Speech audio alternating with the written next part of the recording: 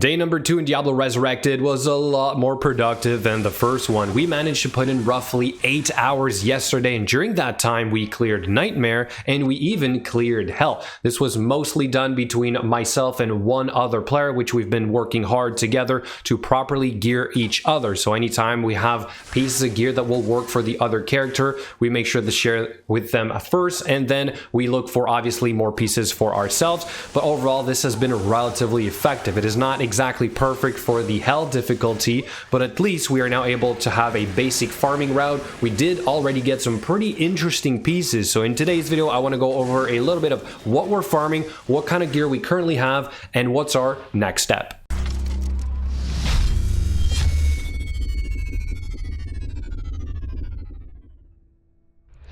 Our transition from Nightmare to Hell was done when we were roughly level 65. We ended up doing quite a few bail runs on Nightmare, maybe 15 or so, to get to that level, and then once we got to Hell, we relied on public games to try and progress as quickly as possible. But with an effective teleporting sorceress, everything seemed to be somewhat easy until we hit the Ancients. Now that was a much harder task. We relied on, once again, other public games, but eventually we got it down. After that, we were able to do bail ourselves, and finally, once everything was done, we could now focus on our farming route, which was fairly limited for both of our characters because in the Hell difficulty you have a lot of immune monsters. For example, as a Javazon, I cannot kill anything that is lightning immune for the time being, or if I do, it just takes too much time. As a cold sorceress, the other character decided to stay away from any zones or monsters that were cold immune for the time being. So for myself, I focused on doing Countess runs. There are some lightning immune monsters in there, but I can usually just kind of go around them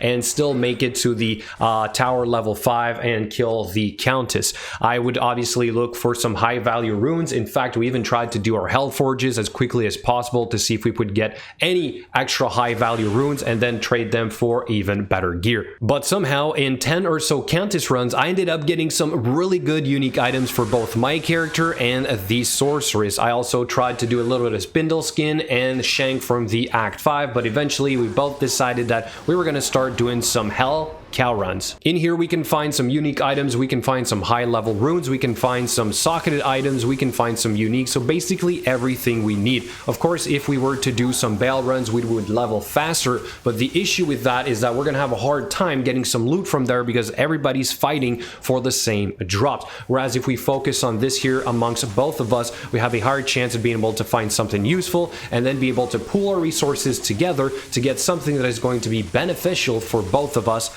such as the Infinity Merc weapon to eliminate the resistances across the monsters in the game. The cow level is also probably one of the best places for a Javazon to farm because of a couple of things. One, it's an open map. Secondly, the cows are usually all bunched up together and you can round them up into even a bigger pack so that your lightning furies will literally wipe entire packs of them in a single shot or two, assuming you are strong enough. The Hell bovine are also really easy to deal with as they don't run really fast, they don't have any ranged attacks, and they don't have any type of magic attack. Unless, of course, you hit a pack of champions or an elite of some kind, which then might be problematic. They might even be immune to lightning or cold, so usually if we're not able to deal with those, we're just going to skip them, or we're going to wait for our mercenaries to kill them. As for the important stuff, the gear, so here's what we have after 2 days of playing. The sorceress was able to find the Tal Rasha weapon. He did craft the Rhyme Shield in a Bone Shield. We did also do the Spirit in a Monarch Shield. This we traded for. However, I was able to find this chest piece right here, Skin of the Viper Magi.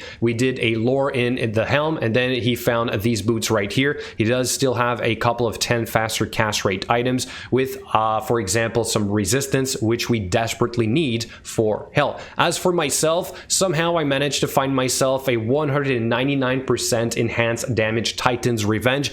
This is huge. It is such a big part of my build, and now I already have them, which makes farming the cows a lot easier. I crafted myself the chest piece. I'm still rocking a Rhyme Shield myself, which I did early yesterday. As for my helm, same thing. We have the lore. I found myself a pair of Gorefoot, and for the gloves we have a 20% increased attack speed, and for the jewelry, +1 to Amazon skills on the amulet. I have a +1 to strength, but more importantly, +29% resistance on the ring, which I've been using since pretty much normal. normal. And finally, I have for the second ring a little bit of lifesteal on hit, but also some poison resistance. The mercenary also got an upgrade. We ended up actually dropping him during the nightmare difficulty. Literally, he was dead all the time and it was too much to try and keep him alive. It was costing too much silver, so we dropped him entirely. By the time we finished a nightmare, after all those bail runs, we were roughly level 65, so then you can go back to the Act 2 in normal and buy a new one, which was roughly our level. So for this guy, we managed to get him the Insight Rune Word for the weapon,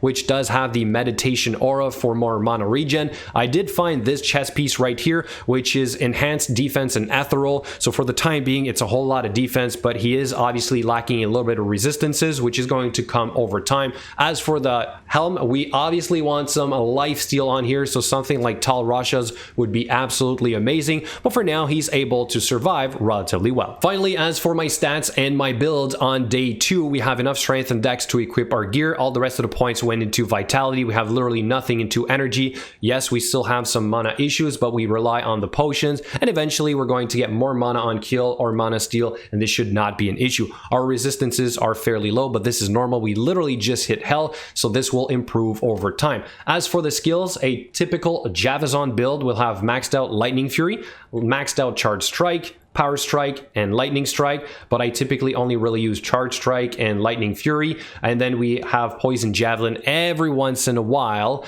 when we have lightning immune mobs. As for the passives, we have 1 point into Dodge, Avoid, Evade. Eventually I'm going to get Valkyrie as well. We also have 1 point here, 1 point here, a couple of points in Pierce, which is really important because you want to have 100% Pierce so that your Lightning Fury bolts can go through all the mobs. This will increase your clear speed. In fact, if you are able to get this belt right here, which I did somehow also get in my 10 Countess runs, I basically now have 100% piercing attack. Another weapon that I crafted is a secondary weapon. I literally just use this for the Vigor Aura, which makes it very effective to run faster and therefore get to places a little bit faster, so farm faster. As for my main weapon, I mean, this is a huge find, Titan's Revenge. It does replenish quantity by itself, so that is also huge. Now, if you're not able to get this early on, I did work with these weapons right here. For example, 40% increased attack speed, which is great. Apparently, one of the best javelins to have for this build is not even those, it's to have something like this, 40% increased attack speed, and then +3